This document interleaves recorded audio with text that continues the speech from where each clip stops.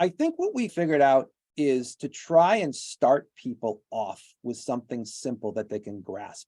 One strategy, one market, one ad. That's it. Use UpHex for the connector, run it for $4.97 and be done with it. And just start there. And then after they get their first leads and they get started, start to connect the rest of the pieces with GHL. Don't think of niche, think of niche strategies in the niche. Because the reality is niche strategies within the niche. Got it. Yeah. Because that's really kind of why we're accelerating. Because as I said, we figured it out. It took a long time to not be broad market. It took a long time to do medical and then go niche and medical. And it took a long time to go down to product.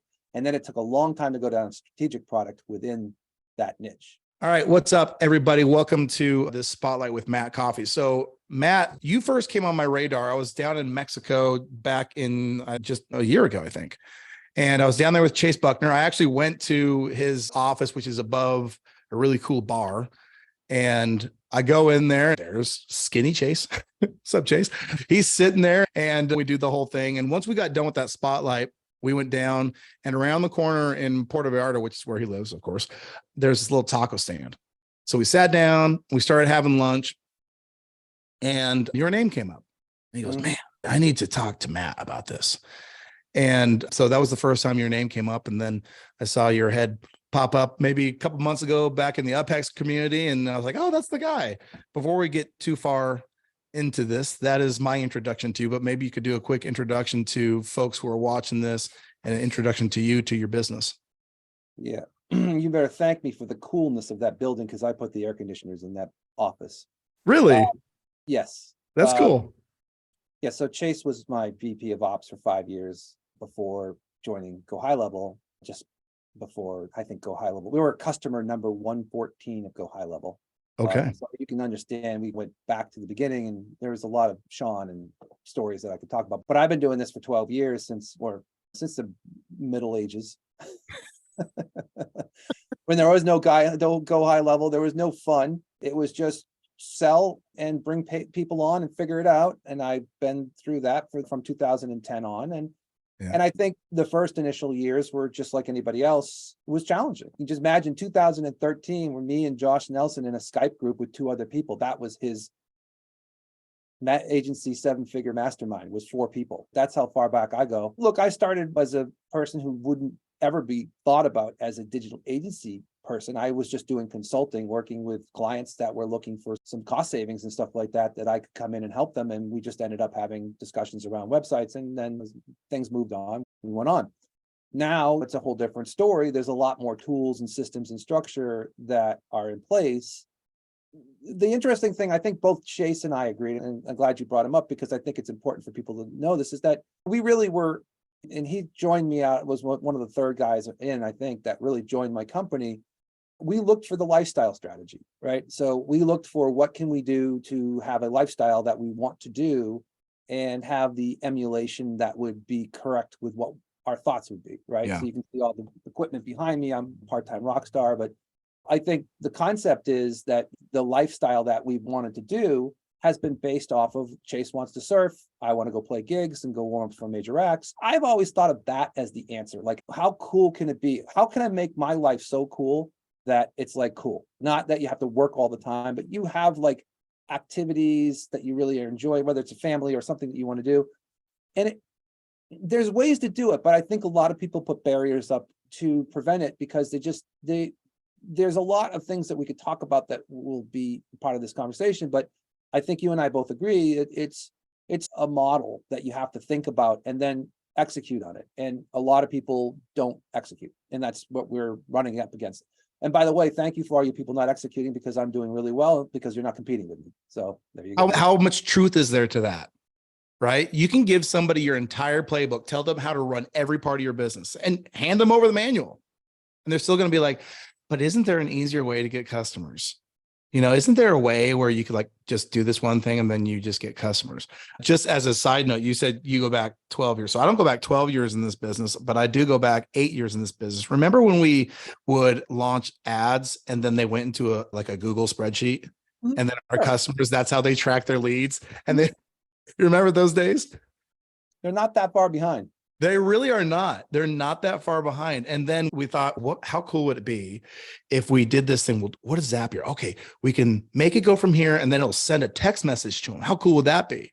So I do think it's funny as you were saying that, I just started thinking back to all of those things that we used to Frankenstein together that today are all inside one place, pretty easy to use. There's issues there, whatever. It's not perfect, but they're in one place. And we didn't even have to realize that they did or did not exist. They're just there. And we could do a voicemail drop to these people. We could do email, and we could do a combination of all of these things. I was just, as you were saying, I was like, oh my gosh, I remember those days. It was nuts. We used to do, in fact, there was a voicemail drop company, Stealth Inbox or something. I can't remember what it's called. Sure. And that was one of our fancy things that we did at our agencies. Oh, you want to reactivate your patient base? Check this out. And we were like, awesome. I was like, oh, you can send a voice broadcast to all these inboxes.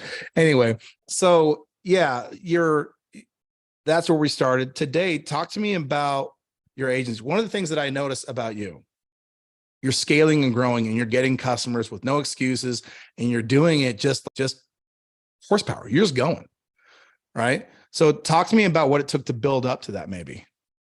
Sure. So let's go back to I don't want to bore people listening to this or watching this, but I'll just go back a little bit further to like around 2015 when Chase was working with me and we had a pretty decent outlay of customers coming in. We were probably like 50,000 a month or whatever, 70,000 a month. And I think really what was happening was we were trying to figure out what we wanted to do. Now, everybody's going to say, what's your niche? What's your niche? Okay, we really didn't have a niche at that point. It was just Customer Bloom. It wasn't Practice Bloom, which is now our current brand. Customer Bloom is a multi-faceted agent. And we actually started a company called Agency Bloom, which we did a white label agreement. So this is why you get air conditioning down in Puerto Vallarta at the office, because I came down multiple times and said, what the hell? And I said, let's get some air conditioning in this office. Thank you for the air conditioning. Yeah, and we put together an agency group. We even had an event down in Puerto Vallarta, which was quite remarkable with a lot of interesting characters and so forth. But the whole point of that was that we understood that the channel was open as well, meaning the white label channel was open. So that sort of diversified our brand a little bit. As we went into 2019 and we veered off to just do medical Practice Bloom and we started to support medical. And then I'll tell you what happens afterwards in a second. And Chase went over to go Highlevel and I gave him attaboy, go at it and make that product like the best you can make it. Yeah. Because we need it and the industry needs it. And he's been an awesome person to, I think, be the face man to this industry because he's very articulate and friendly. And he's probably one of the best guys to have grown out of what we were doing, which was we were doing Go Highlevel, as you said, in multiple pieces. We were a poster boy for Active Campaign. We were on their website because we were one of their golden partners, but we had to connect all the rest of the things. And eventually from doing all that, we ran into Sean and team. And we actually helped develop, I think, some of their core initial snapshots because we wanted to put it into our system. And then they took those and put them in production. But what you're asking really is where we accelerated. So I think after COVID, everybody learned a really quick lesson, which was you better think about what you're doing, because if something happens, you have to have a backup strategy. So we started to migrate down more niched strategies that were a little less economic proof, because a lot of our doctors at that point got hit because they weren't allowed to do surgery. They weren't allowed to do anything. So we had to move into different pivots. One of the things we did was we went into aesthetics and wellness. Yeah. And so all those cash paying businesses became interesting to us because they needed us right away. And then we started to segment down into those different aesthetics businesses into specific products that we would work and go single line niche in those products. Yeah. I won't go into details, but what we've now done is we've got assembly lines built on those products, right? So we're not just doing a niche, we're doing a niche with its product, and we're doing a niche with its product and a service in that niche. So now you can really put production in. So we went from doing 10 accounts a month to 10 accounts a week to now 50 to 60 accounts a month. And we're going to be going to 100 accounts a month now.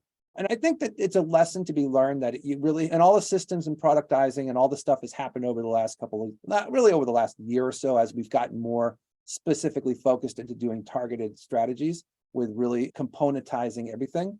But what that's also done, which is fascinating for anybody who's listening to this, is we're replicating what we've done and putting it into white label. So now we have agencies coming aboard who are coming to us saying, I love to do white label. I would love to go through a white label, but everything else is very difficult because I have to run a business still.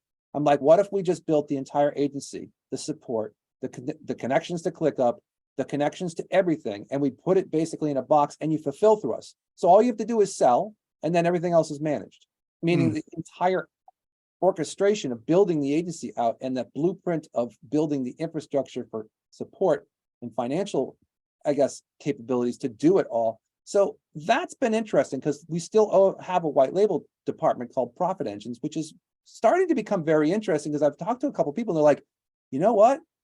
That's much easier than trying to do this all myself. I'm like, yeah, can you imagine having the support if someone's been doing it for 12 years instead of just doing it? Now we're in the 200,000s a month and we're quickly going to go to 300,000.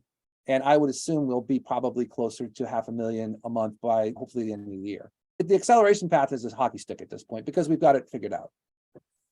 Scale is an interesting thing. And when you talk about going, first of all, $200,000 a month in agency revenue is like mind blowing to most people. And that's not collecting ad spend. That's like agency fees, right? Yeah, it's just recurring. Yeah. Yeah. Okay. Sometimes when we talk about agency revenue, some people conflate the ad spend as well. We're not talking about that. We're talking about enough customers to support 200 grand and up to 500,000 and potentially even more than that. Scale is important. And you got, and to your point, when you said, Chase, go make this thing the best version of what it can be, was an important thing. And yeah, you also are very right. Those days are not that long ago. 2 years ago. When we had to Frankenstein all that stuff together, and they didn't talk that well together. And so you almost had to have a full-time IT person that was always putting Band-Aids on bullet holes. And so it's a completely different world. And one of the things that you said that really resonated with me as a guy who's got 4 kids, a wife who I adore, and just a family, a lifestyle that I really enjoy vacation and time with them, right? Which is actually what put me down in Puerto Vallarta to meet with Chase. I was like, hey, I'm already going down there. Why don't we meet up? And that is lifestyle. I think that first of all, if you have the ability to sell and you want to build a business, you may as well just reach out to Matt. How do they do that? What did you say it was? Just go to profitengines.com. Yeah, that's profitengines.com, because I always say if I were to go back in time, it's a hard road to be an entrepreneur. And if somebody had showed me a green light to be an intrapreneur, I probably would have taken it. That scales so much better than we scale too, because all they have to do is sell. And that was my gift. Today I'm blessed because I've got Jacob and Bradley who they complete that thing. They make me a comprehensive, dynamic entrepreneur because they got my back. But by myself and finding those people, I got lucky. I got lucky with Jacob. I know all these people talk about their horror stories of partnerships and all that kind of stuff. I got lucky with Jacob. He's not perfect, but we've been partners for 8 years, almost without issue. And he's a savant when it comes to algorithms, computers, software, just everything, right? And then Bradley came with UpHex, and he's also just right. He's the right person. He's a very good-natured person. But without that, it is so hard to scale, to really build a business. So I think that would be an interesting, if I were that person, like my personality, I would gravitate towards something like that. Correct. And that's what we're finding. Again, I spend more of my time split between the 2 channels, probably more in the retail channel right now, just to help with the sales infrastructure being built out. But on the white label side, on our Profit Engine side, I think what the duality here is, which is interesting, you look at what happens, right? Which is that when people reach like 10,000 a month, they run out of what do I do? Because now they have a lot more responsibilities. And I get a lot of people who are looking for coaching help. And I was getting frustrated because I'm like, you're going to have to go get a business manager and you're going to have to go get this and I'll explain it to you. But I also have, if you don't want to do that, you can just go and basically fulfill, and we can run the whole thing for you if you want. I think the concept is, what pain do you want to have? Do you want to have the pain of probably having a less, let's just say, marginable outcome because you don't obviously do it yourself, or you want to basically just live the life of basically a salesperson and just sell and have someone fulfill it for you completely through the whole process and cycle?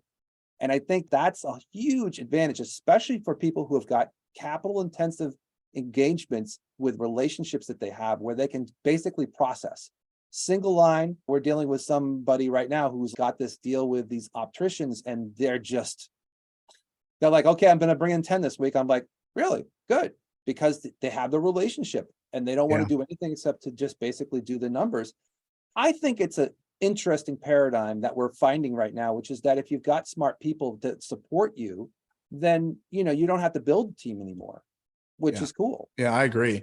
The other thing that you were talking, excuse me, that you were talking about, which is something that I maybe tripped backwards into as well, was also product niching. So we talk, and even in my course, I talk about sub niching, which is finding an audience, a niche audience, because they're going to be easier to, the more you can relate to somebody, the more you can understand the specificity of their problem, the easier it is to solve that problem and provide a solution. I remember back in the day, and I'll give a specific example to maybe outline what you fell into. I don't know if you fell into it, but the idea that you presented here. Yeah, very much. But we were doing stem cell marketing for a while. Right. And in the chiropractic niche, which is where I started, you could take like chiropractors were hiring nurse practitioners, doing knee injections, and bada bing, bada boom, voila, the person's knee is like way better. And all you had to say, you literally could put non-surgical solutions to knee pain, and you would get sub $5 leads. You get tons of them, and they were just flying off the shelves. Yes, just flying off the shelves. And then it stopped working. In sales, a tactic known is a tactic blown. And so one day I'm doing this. I'm on a Zoom call with one of my customers. And instead of having awesome musical instruments and amplifiers and speakers and stuff behind him, this device, and it was a chair, and it had this leg thing. And I was like, what is that? And he goes, oh, that's called a neon track. And I go, what does it do? And he explained it to me. I was like, oh, that's how we're going to do it. We'll offer a free therapy session on that thing, because that's the pawn. Okay. And then you can get checkmate with the stem cell after you get them in for that. And so I did that, boom, right out of the gates, started getting a bunch of, because those are people with knee pain. Duh. If that attracts them, they'll be a candidate for the stem cell injection. So I started doing that. That worked, did the same thing with lasers, did the same thing with shockwave, did the same thing over and over again. And that's my move today, because it's an audience niche and a product niche. And when you align them, it's easy, fish in a barrel. That's what we're doing. And when you're done with mining that one out, go to the next one. Exactly. Don't think of niches. Don't think of niche. Think of niche strategies in the niche, because the reality is niche strategies within the niche. Got it. Yeah. Because that's really kind of why we're accelerating. Because as I said, we figured it out. It took a long time to not be broad market. It took a long time to do medical and then go niche and medical. And it took a long time to go down to product. And then it took a long time to go down to strategic product within that niche. So you're 4 levels below. But the other thing is to have a good number. So the product has to have a good revenue output, or it's just Let's talk about your agency model, and you go as deep on this as you want to go. I'm not going to push you for any details you don't want to divulge if there's anything like that, but talk to me about the agency model that you employ. Do you have price tiers, that kind of thing for your customers? How does that work? Yeah. So I think we've been through every model that there could possibly be after 12 years of doing this. You can go higher and say that you're the premium Cadillac. You can go lower than you can say you're the Volkswagen. You can go in the middle and say that you're the Ford. I think what we figured out is to try and start people off with something simple that they can grasp. One strategy, one market, one ad. Yeah. That's it. Use UpHex for the connector, run it for $4.99 or $4.97 and be done with it. And just start there. And then after they get their first leads and they get started, start to connect the rest of the pieces with GHL. Start to have conversations about the other things that you do. Yes. And Frankie Finn and I had a conversation the other day, And we just agreed. It's like the market's so confused as it is. Yeah. You gotta just date the customer. Cheap date. That's Right. a great point. First of all, Frankie Finn, I don't know who he is, but I love the guy already. He's got a great name, Frankie Finn. I've never heard that. I've never heard that articulated that way, but I love it. You got to date the customer. That is a really, because what it makes me think, I just published a video yesterday about pricing and how people come in like, what are you pricing this at? I'm like, just stop with the pricing question. I understand you need to have something to throw out to the market. I get that. But when people approach me with that question, I immediately, and maybe I'm painting the wrong picture, but I immediately think that's the only money they're expecting to make. Oh, I charge $4.99 for my thing. You're going to make all your money off of $4.99. You're leaving so much on the table. $4.99 is just the entry point. We're talking about acquisition only, right? And dating the customer, we're going to call it dating the customer from now on. And dating the customer for longer, you identify ways that you can solve additional problems. And once again, if you go to them with all these additional problems, let us get you a new website, let us help you with your reviews, let us help you with blah, blah, blah, all those things. All you do is create confusion. And what's the enemy of conversions? Confusion. So I like the idea just to simply go with one sales offer, one sales funnel, one sales pitch. Was that what you said? Yeah, I think maybe I'll quote Ralph Burns here because he's a friend of mine, childhood friend. The Michigan method. One ad, one channel, one strategy, one thing, just do it. And so I think. Is that Ryan Dice? No, as I said, Ralph Burns is a friend of mine who's also another marketer. He runs the podcast, the Perpetual Traffic podcast, if you've ever listened to that. That's okay. I was going to say that, isn't he partners with Ryan Dice? I don't think that they're okay. partners, but I was going to say, I know the Michigan. There's a history of all those people on the same podcast. Okay. I was going to say, I remember the Michigan method. Where did I hear that? It's been years ago, but yeah. Okay. I know. But that never rang true with me until I actually did, because I always thought I'm going to do the spaghetti bowl method, which worked okay. But when you start to do a much simpler process, going on to what you're saying after dating, for us, first base is having a conversation about our call center. Okay. So we have an outbound outreach call center. And as soon as we start seeing leads come in, we start talking about, hey, we saw you've got 12 people in new leads, you've got 3 consultations. How come you're not calling these leads back? Yeah. Oh, we don't have time. My dog ate it, whatever. So we have a call center, right? Oh, how's that? Blah, blah, blah. Oh, it's $15 a lead. We'll call them all day for you. Great, do it. And so you look at some of the clients that have come in and have transferred and upgraded, and now they've got their entire operations running our call center, and they're banging out $10,000 bills with us because we're doing their entire back end now. There are a lot of things to do on first base, which it doesn't even need to be like something to do connected to Go Highlevel or ad spend. It could be something physically adapted, like what we do, which is we just call up and be a nice person and help them close their sales. And that's super helpful. I really like that. Whenever somebody buys your product, they're going to have inherent problems, right? So by virtue of them using your system that generates leads, now they have another problem. They got to follow up with the leads. You charge $15 per lead. Talk to me about, which I think is genius, by the way, but I think a lot of people would default to a retainer on those. Did you go through that thinking process? Did you try one or the other? Why $15 a lead? We do have a retainer if you want to do a retainer. Got it. The reason why it's $15 a lead is it's palatable. People can see it. They're like, $15 a lead. All right, whatever. How many leads could you have? Yeah, exactly. Some of them do have a lot of leads because they're very big businesses, but that's okay, because for them, not having front desk is totally worth it, because someone playing on TikTok for 4 hours a day and then maybe calling 1 or 2 people with some basic results and then complaining that they want more money beyond the $20 an hour they make, and we can fulfill every 5 seconds the thing rings off the hook. We're just basically right after it. There's efficiencies for sure. Yeah. But I think from a body perspective, I think what we're learning is what Joe Rare has done. And he's really figured this out, which is that what the world needs is redistributed labor at a decent rate and managed by somebody else so that if it breaks, you can fix it for them. So Yeah.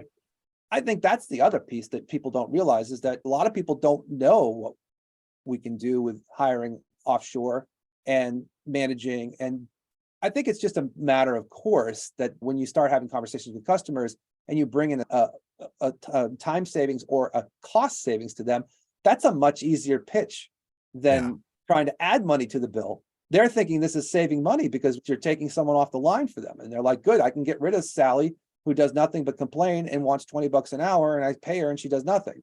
Great, we'll just put in our team, and they're happy. And that begets another relationship that will be more stickier and so forth. I love Joe Rare, buddy of mine as well. I was actually talking to him yesterday about, he's a funny guy. But if you guys don't know him, level9.com, he can help you with VAs and all sorts of stuff. He's great.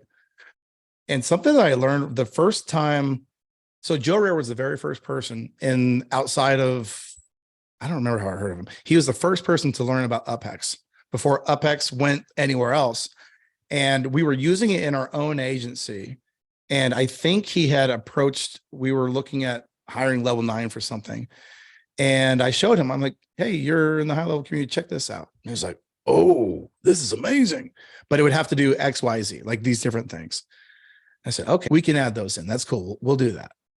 And then I got to know him a little bit more and learned about his agency. That guy keeps his customers forever. He has like effectively zero churn. And I talked to him like, how are you doing this? And his whole approach was basically reverse engineering what you said. You don't position something as a cost, you position it as a cost savings. So in his business, he was basically saying like the general outlay of that business model is they have this one person that does this thing. So we'll replace that for you, and we'll do it at a cost savings and at an increase in production. So he doesn't ever lose customers, right? So it's all about digesting the complexities of your customers and making them a simpler, easier, more profitable solution, and you'll have sticky customers forever. Yeah, and that works on a lot of different fronts. I think the concept with just the call center as a standalone solution is out there as a market driver anyways. The question is, why not you provide it for them? It's not super difficult, but because I think you have the same scenario, you have to prepare and get your teeth kicked in order to make it happen. And now we have a whole bunch of reps and an account manager that manages, and a call center manager and a system, and we're still trying to figure out how to make it better. And no, that is an important part. That's what we're talking about, earning our stripes and owning a business. You can't just be good at just the one thing. You have to have partnerships. You got to build a dynamic solution. I think the next it's going to be very interesting to see what's happening with AI and conversational booking bots in terms of, hey, we're generating you leads. Now we have this other thing. We're testing that right now in our agency as a solution. And I actually rolled out to my team. I'm like, I don't know that we should charge the way that we want, like the way that you default to charge for this. I'm thinking we should do $5 a lead, or $5 an appointment, or $10 an appointment. Like, I'm going to price this based off of an outcome that you want. And then now they're paying for that thing. And it's an ever evolving space. Like you said, where you started from 12 years ago, what you're doing today, what you're doing 5 years from now will probably not be the same. You're probably going to evolve and make the thing more dynamic and more streamlined. And I think that's what it takes to play this game and to play it at scale. Sure. And as I said, I think the interesting thing that we're doing is scooping up people that don't want to do all this stuff. As I said, in the profit engines model, which Chase and I came up with actually back in 2019, we thought about all this because they're like, imagine if we could do this, and then the whole thing would just run. Oh, and so now every little piece that comes along, we're putting it together and saying, like for me, I book 12 to 14 appointments a day for my sales team, for me and my sales guy, and we're going to add another person in next week. And we need a support person to chase those appointments down, and we need a person to support that.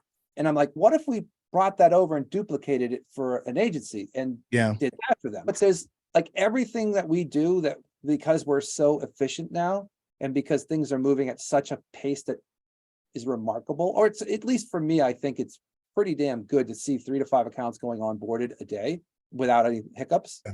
So I think that really, that level of experience, and then trying to get that as a productized suite that someone could come up and say, do that, go do that for me. Yeah, Yeah. of course. But again, we're still mainly focused in the retail right now because of the fact that it's really just a land grab right now for people who know what they're doing and who have got the right attitude to do what they need to do. I want to talk about attitude for a minute, because we had a meeting not a week ago or something like that. And you were talking, you had some pretty, I thought, some decent candor. And one of the things that you said in there was you sold, and this was, by the way, I did the exact same thing, which is why it related to me. You sold every customer in terms of new sales. You didn't hire a salesperson. You sold every person up to which point, up to which revenue point. It was something crazy. Now, so 200 grand. I have done the same thing. I'm the only person in my agency that has ever sold a customer. And that's not true. We had a third party salesperson that we tried out for a little while that didn't work out. Everybody's done for the that. most I mean, part. yes, I've had people in between that have sold handfuls of stuff, but really it was 99% me, right? Yeah. Up until just about this month. So this is the first month I have a full-time salesperson starting, and boy, did I learn my lesson. You have to hire high, and you have to hire someone who's got the energy and the drive that you expect.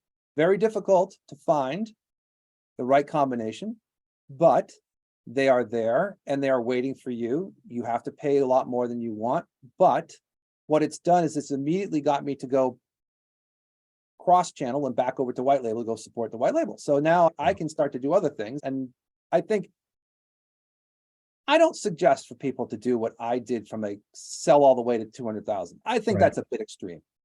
I think for sure, when people are complaining up to 20 or 30,000, you've got to do that to get to a point where you can afford a business manager and work through stuff. I'm not going to get into there's a lot of crosstalk on this channel, as you know, about what you should do. Everybody's a little bit different. I never followed the rules. I was a person who basically just was very bull in China shop, and I just did what I wanted to do. I've always been that way. So I didn't really care about what anybody said about how I'm supposed to do it. I said, I'll tell you when I'm ready. And when my calendar got to 15 appointments a day, I think the record I did was 16. I think that was the highest I could possibly do in one day. I'm like, okay, I'm done. I need to split this up. And so now I split it up between my sales guy and I, and we're going to, as I said, hire another guy, a girl, and now that will be split again. But to tell you the truth, it depends, right? Because some people aren't good at sales. They might be a really good technician or a really good person at doing something other in the business, and they might need to hire somebody to do the job. And that's okay too. I commend you for getting to that point, but I also commend you for the transparency, because I think you're right. I sold that way mostly because, to be honest with you, I don't know how to train a salesperson, right? I know how to sell. I have created courses and things on sales. And it's one thing to train somebody to sell. It's another thing to, I'm sure you've heard this, what gets measured gets managed, right? So that to me has always been the thing where if I'm going to pass off the sales, I'm going to have a streamlined way to manage this person. Does that just mean I'm going to do their job? If that's the case, I'll just continue to do it, which is the wrong attitude. I've had that attitude with other things in my business, and my solution was just getting people like Joe Rare. So Pete Kiner, who's a guy who actually has changed my onboarding. That was a big struggle for us. And so we finally got Pete. I think it's Customer Support Pros. Pete, we got to do something about your company name, bro. It's so generic. I forget the name of it all the time. We should call it like Legacy or something silly. Anyway, I don't know, but Pete Kiner, I'll never forget his name. So they really streamlined our results in terms of that. And we've got another person that's helping us with sales, because on the agency side, my time is full with UpHex. It's full talking to people like you, creating content and information, and then sharing that so people can build businesses like we're building. But I think there are shortcuts. And those, to your point, like Joe Rare knows how to build teams of VAs. Pete Kiner knows how to build their concierge support people. And we've got the same thing for a sales team. So anyway, long story short, don't do it like me and Matt. Hire the right people. We'll find you some in the group eventually and grow that way. All right. So I think I'm taking up a ton of your time. I feel like I could talk forever, Matt. It sounds to me like we have similar backgrounds, but I wanted to take just a minute, and I did this on the last one, and I got a really interesting response. So I want to turn it over to you. Okay.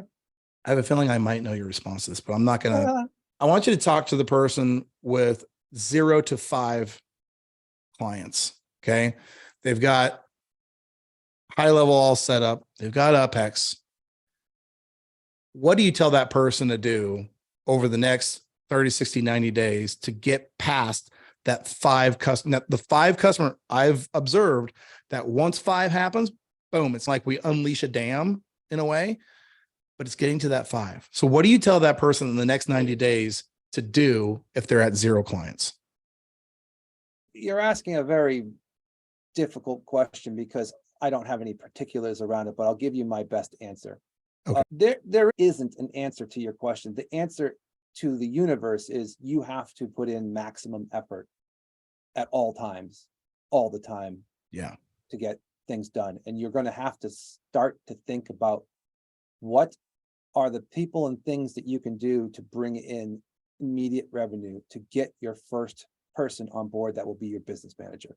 You got to look at that. I don't care if you have to spend all your time prospecting, closing, fulfilling. That I understand that. Obviously, we deal with that a lot with our white label division where we're doing fulfillment for these smaller agencies. I get it. But I think the reality is that it doesn't change. It's maximum effort every day to maximize your day to be the person that you want to be. And if that person that you want to be wants to get to 50,000, then or whatever number you want to come up with, then you have to think about what it would take to do that. And that's basically reverse engineering the numbers. Not hard, but takes some time to have to think to plan out your day and your strategies. I don't know if that completely answers your question, but I think it's basically the same thing that I've been doing ever since day one, which is to get on the phones immediately and start calling prospects and call anybody I know that would be potentially even a partner or a channel partner or somebody who would be able to get me in touch with somebody who may be interested in services, and just keep selling through until you get to a point where you feel comfortable that you could feel that you're getting close to needing someone to help you do fulfillment. Once you get the business manager, it all now doubles. And maybe I'm reading between the lines a little bit, but the maximum effort means doing something. Just doing something. It's okay if at the beginning, even if it's not the right thing at the beginning, because I can look back and look at times where I've done things. I'm like, well, that was stupid. That would never would have worked looking back now, but I didn't know if I didn't do it. Right. So I think there's these stages, but the point is you actually have to do. And so many people sit around thinking. You can use the word procrastinating, but it's more just enabling your own mind to remain in a state of fear and paralysis. You analyze every potential little thing that you could do or should be doing, or maybe there's an easier way to do this. And instead of looking for the easier way, just look for a way and do it. Do the thing. And then as you do the thing, you'll be like, I wonder if I did it this way. And then that thing will eventually become a channel of business for you, and you'll get 5 customers. Eventually you will. That's how many people you talk to per day. That's what it comes down to. Yeah. It's funny because people say it's a numbers game, and it is a numbers game. I remember I have a video on how to sell on this channel. And when I was a mortgage loan originator, it was, hey, go out and talk to real estate agents. And I was like, okay. So I did it. And I would go out. I was 24 or something at the time. So I was a young kid. People didn't want to deal with me, but I put in the reps and I was going and talking to people all the time. And man, I was just getting doors like politely closed in my face because I was just a kid trying to get their business. And then one day I was sitting in a lobby and I saw this real estate magazine, those real estate magazines that have all the listings and stuff in them. I'm like, oh, that guy would never work with me. That lady would never work with me. This houses are too expensive. And boom. I saw this lady, her name was Christina McNeil, and she was listing first-time home buyers homes. And they said, se habla español. And so we speak Spanish. I'm like, wait, I speak Spanish. I do first-time home buyers loans, first-time home buyers loans. And I know the challenges around it. So I called her up and I said, hey, Christina, I know that you work with first-time home buyers. Looks like they speak Spanish. If you're having anybody who's having a hard time getting a loan, or you're having to translate for them, send them my way.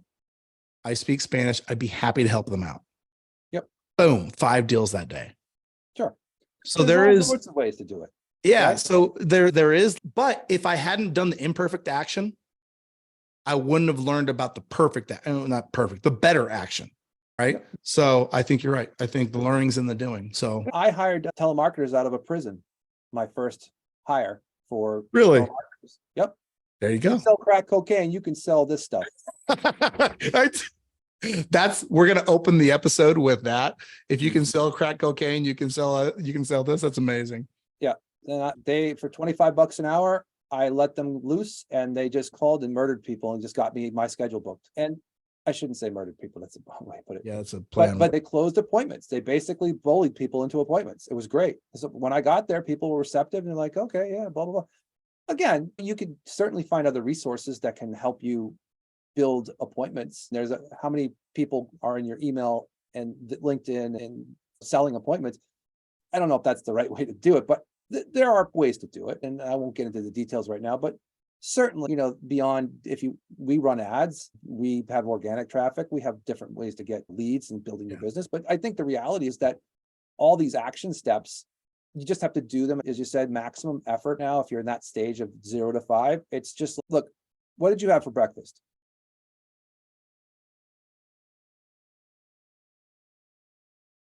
You remember what you had for breakfast this morning? Oh, I didn't know you were asking me. I don't eat breakfast. I don't like intermittent fast, but I just don't eat breakfast. So I didn't eat anything. I had 160 burpees for breakfast, right? Oh, I don't right. eat either. I don't even eat lunch. I just get some energy and start making calls and start getting people on the phone. That's what you need to do, right? There's no question about the velocity of your activities will create your success.